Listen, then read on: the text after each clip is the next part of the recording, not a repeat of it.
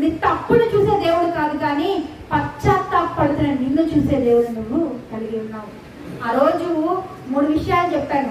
ఆ రోజు అబ్రహాముకు వాగ్దానం ఇచ్చిన దేవుడు గొప్పవాడు. ఆయన వాగ్దానాన్ని అబ్రహాము జీవితంలో నెరవేర్చాడు. ఇంపాసిబుల్ అనుకున్న అబ్రహాము జీవితాన్ని పాసిబుల్ గా ఒక కుమారుడిని ఇచ్చి బలపరిచాడు. నమ్ముకొని వచ్చిన రూతును తన వంశావళిలో చేర్చుకున్నాడు దేవుడు. అలాగే 3వదిగా దేవుని బిడల పక్షమున రాజ్యం ఆడువాడు దేవుడే. దేవుని బిడలుగా ఉన్న ప్రతి ఒక్కరు పక్కన నిలబడేవాడు దేవుడే.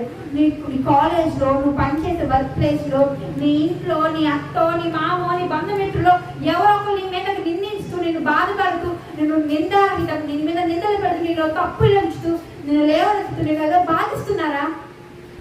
ధైర్యం తెచ్చుకో. ఇక్కడ మనం చదివాం 10,000 మందికి పైగానే ఆ వ్యక్తి మీద వెళ్ళిన ప్రభుత్వ దేవుడు ఉన్నాడు.